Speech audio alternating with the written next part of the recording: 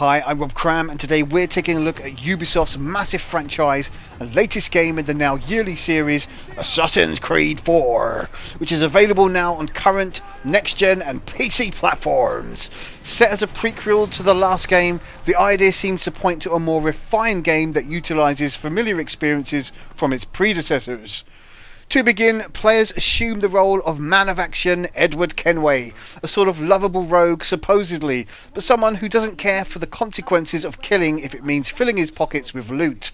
There's an interesting but highly vague backstory for Edward, and from the offset, the game makes it quite clear that all he's interested in is making enough coin so that when he returns home, he and the missus can lead a better life.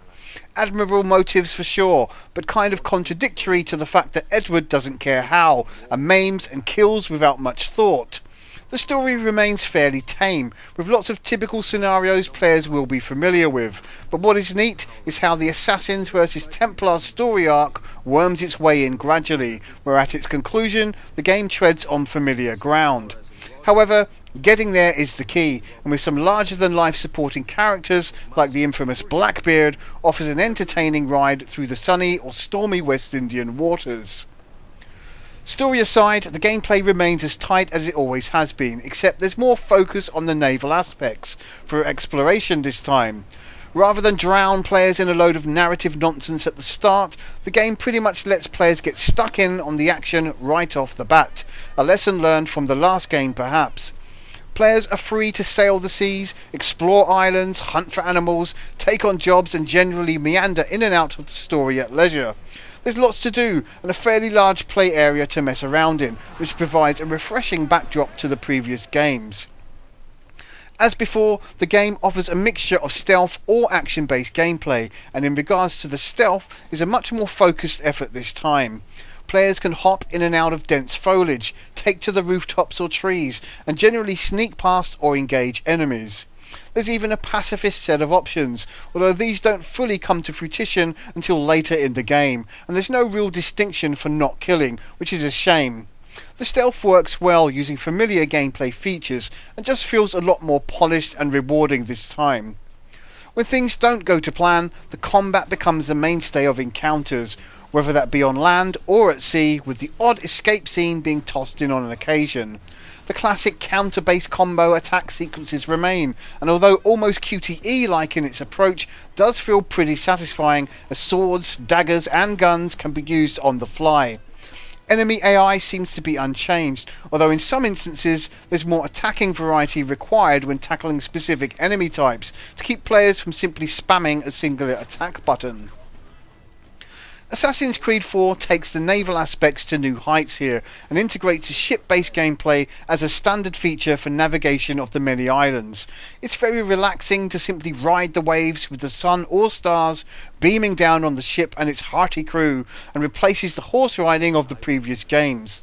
There's still an abundance of fast travel features, but with much of the story also relying on the naval gameplay, means there's reason to head out into the waters and take down enemy ships to help upgrade Edward's ship, the Jackdaw. The ship is very easy to control and offers an arcade-like approach when it comes to encounters with the enemy. Players simply have to line up and fire the cannons to disable the European forces that have made the Caribbean their home. Players can then decide whether to sink or board their victims, with the latter offering more loot but taking a bit more time. After so many hours it does become a little repetitive, but the drive to upgrade the ship remains a worthy goal all the same, and it's very satisfying taking down a number of ships all at once. What really works well is the level of freedom players are granted, with a vast number of side activities being available at all times, which relate to various upgrade features as a consistent motive for players. Perhaps the only real spanner in the works, aside from touches of repetitive gameplay elements, such as taking on forts for example, always plays out the same, is the inclusion of eavesdropping and tailing missions, which litter the story and are simply not much fun. Graphically, Assassin's Creed 4 looks fantastic for an open world game, with the Caribbean offering a welcome backdrop to all the pirating madness, and is frankly a work of art. There's some incredible scenes of day and night, sunny and stormy weather, which makes the world feel more alive. The impressive water effects convey the unpredictable nature of the open seas with a compelling sense of realism, which makes a naval gameplay much more than simply going from A to B. Sadly, the NPCs still act like drones with their looped sequences on land, but overall the settlements do feel lived in with their more compact sizes compared to places such as New York in the last game. What has to be said is that the game does look mighty fine on whatever platform you're playing, although the next gen and PC versions come out on top, with a host of additional subtle features such as moving leaves, better lighting, smoke and weather effects, and generally much more detail in the textures. There's less stress for systems this time, which means the game runs pretty smoothly and doesn't suffer severe frame rate drops in the larger settlements. Audio is naturally of a high standard, with some solid performances from all concerned.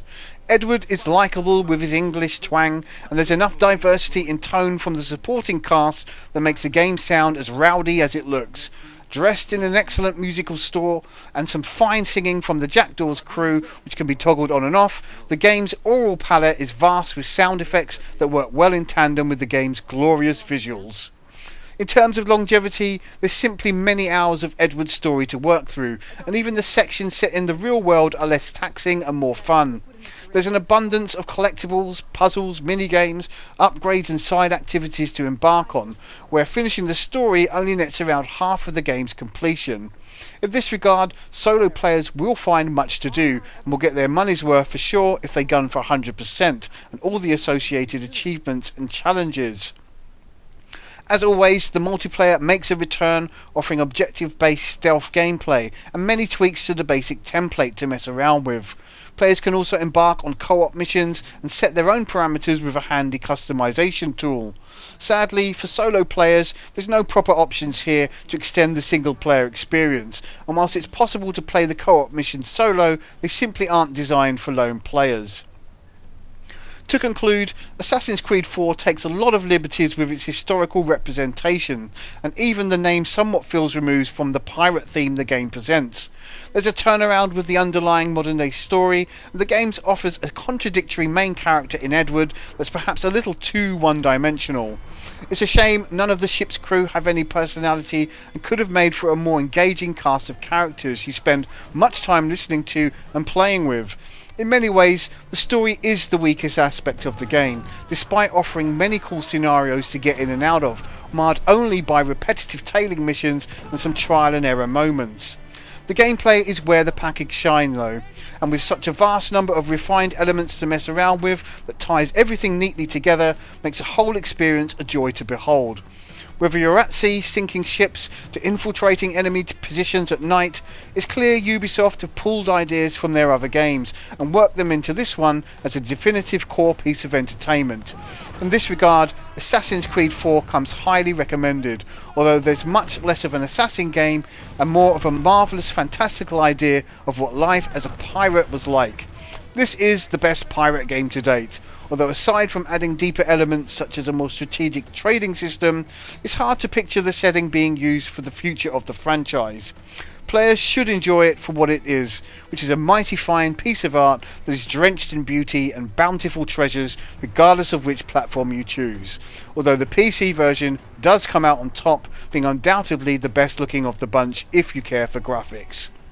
Assassin's Creed 4 scores 9 out of 10. I'm Rob Cram, thanks for watching.